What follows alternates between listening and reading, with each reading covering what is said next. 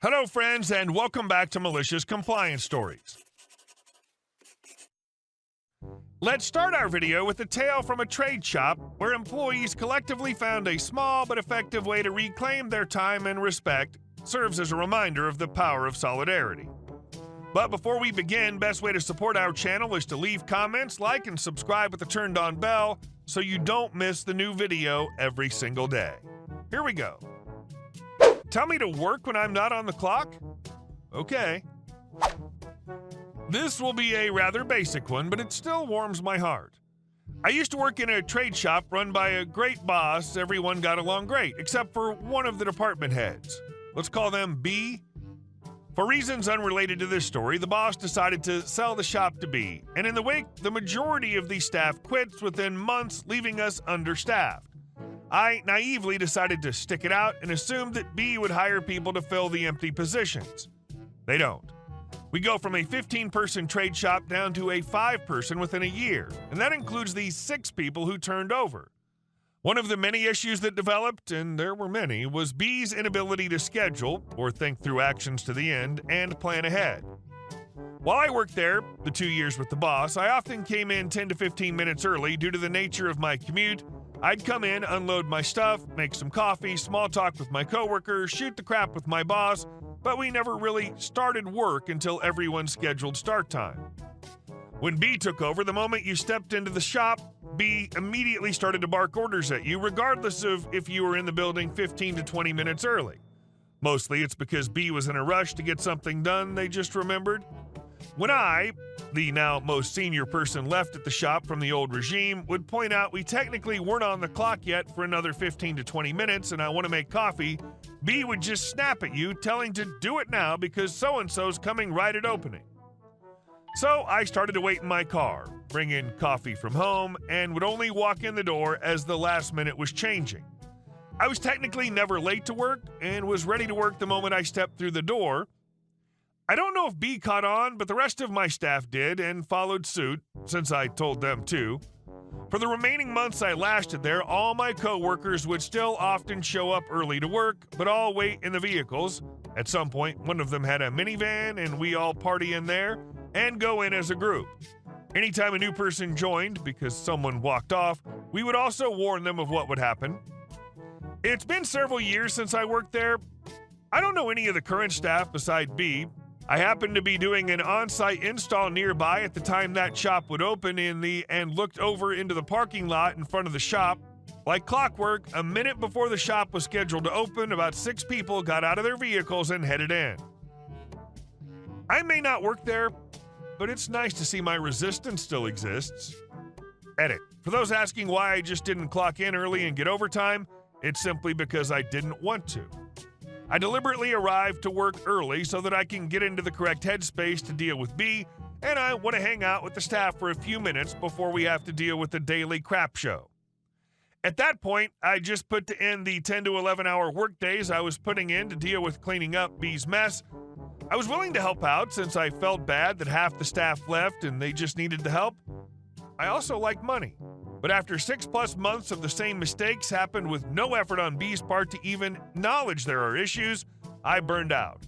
So inform B that I was only working 8-hour days, I'll not come in early or stay late. I only lasted another few months before I found another shop. I'm a vindictive person, and at this point I was enjoying watching the world burn around B. And our second story. Check your address? Okay. I was handling my brother's estate. It was several months after he passed away. I'd gotten all the paperwork for getting into his safe deposit box and contacted the bank. Since I didn't have the key, it'd need to be drilled out. The tech would have to drive 2 hours to our hometown, so that would be on top of the already pretty hefty cost for the drill out. When they said that the safe deposit box was in our hometown, I was surprised. My brother hadn't lived there since high school and had spent 40 years living and working in a much larger town 2 hours away. I lived 400 miles north of the hometown, and my brother's town was another 100 miles away. My plan was to drive down on a Sunday afternoon and go to my appointment with the bank on Monday afternoon at 3 o'clock and drive back home that day. And that way, I'd only miss 1 day of work. I show up at the bank at 2:45. The safe deposit clerk goes, "Oh, I'm sorry, the safe deposit box isn't here. It's in the other town. And I didn't have your number. If you hurry to get there by 5. First of all, the clerk did have my cell phone number since we'd done telephone tag the Friday before. They could have called me early Monday morning, and I could have been to other location that afternoon. And second, that's not how traffic works. Other than rush hour, it was 2 hours. In rush hour, it could be another hour at least. I scheduled the drill out for the next day. I called into the work that I would be taking the rest of the week instead of just one day. Not what I wanted, but I figured if I was there, I might as well get it all done. I show up on time at the bank, and the drill out goes smoothly. When I get the stuff, I head off down the street. A few blocks away, I realized that I hadn't paid them for the drill out. Screw them, let the clerk pay. I never did pay for the drill out, and they didn't have access to his bank accounts. I'd already moved the money. Yeah, and since they don't have your number, they can't call you to bill you, as long as you don't answer calls from strange numbers. Sorry for your loss. This is petty, but the bank deserved it. And our next story. Incompetent boss forgot I quit and calls to ask why I didn't show up for my shift. I've worked a lot of bad jobs in my life, but I left home at 19 and needed a job to pay rent while I was at uni. I worked for a massive supermarket chain, and for those of you that live down under, it was the red one. Anyway, these stores are horribly managed, usually understaffed, and they don't give a crap about their workers. The job. It wasn't glamorous. I cleaned apartments after they closed. Think moldy fridges and chicken ovens that have been running all day, as well as collecting shopping trolleys no matter the weather. Now, this company has absolutely zero regard for the safety of their workers. Over my 4 years, I'd broken my coccyx, received chemical burns, and thrown my back out no less than 3 times. As I said, poorly managed and understaffed. As a result of the horrible working conditions, they had trouble finding long-term employees, and I ended up training someone for whichever store a couple of times a month. Eventually, I decided to move on as I'd saved a bit of money and took some advice from friends and let the fear be my motivation. So I gave my 2 weeks notice over the phone, text, and email just to be 100% sure they got the memo. Spoiler, they didn't. The manager. Let's call him John. John was the epitome of incompetent. He would come to train me on a new way to clean chicken ovens and then complain he was getting grease on his new $500 shoes. He once came in as support during a particularly busy period, but wouldn't help because despite being, at my estimate, in his mid to late 30s, he still lived with his mother, who did all his washing, and she didn't like it when he came home dirty, etc. There are plenty of examples of John's stupidity, but I digress.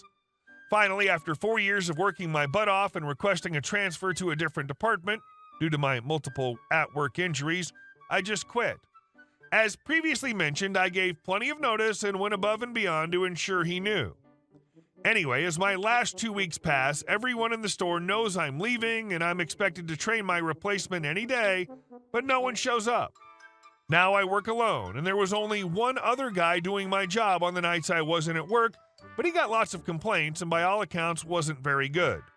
So I've worked my last day and said my goodbyes, and I'm already employed with another company where I still work and love my job. Sunday rolls around and I normally have a 9-hour shift. I work alone, but not today because I'd left that toxic hellhole in the rear view. Then John calls. Jay, hi Opie, I was just wondering why you didn't show up to your shift today. Me, sorry John, I don't work for you anymore. Jay, what, I thought your end date was someday a few weeks away. Me, nope, as per our phone call, my text, and my email, my last day was a few days ago.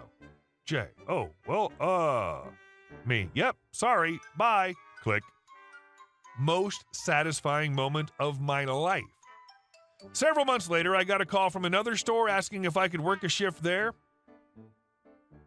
Crap jobs are stepping stones. Never forget that, and never burn yourself out for one. Any rate, you'll do far better in life than John, who apparently had half your work ethic despite being twice your age. And our last story. The HOA sends thugs. When we bought our house, there was a shed in the backyard. I decided to turn it into a bar with a pool table for myself and my friends. A man cave, if you will. The house sale was approved without violations, and there was no mention that the house was a part of an HOA. All good, right?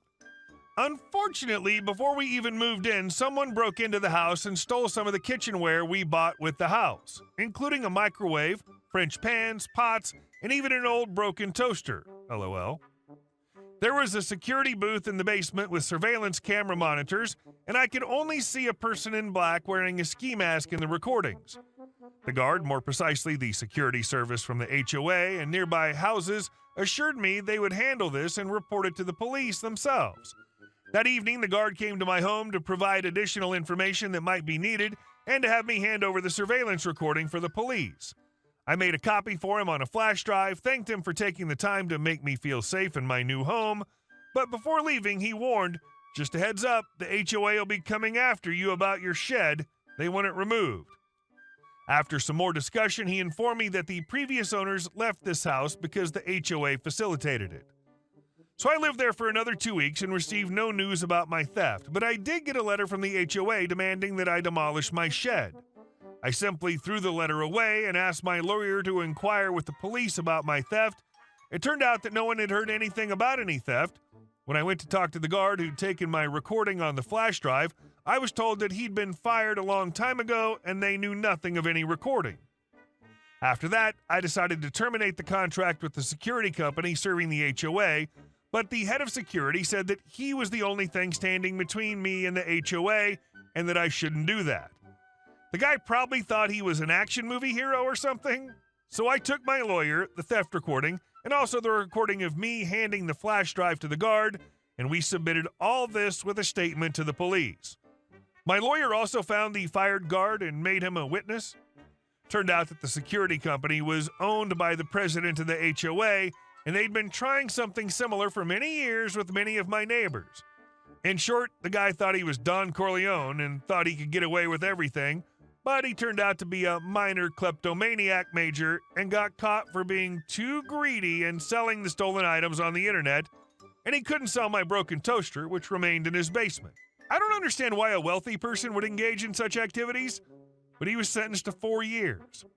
And after that, there were no more problems with the HOA. And what about my shed?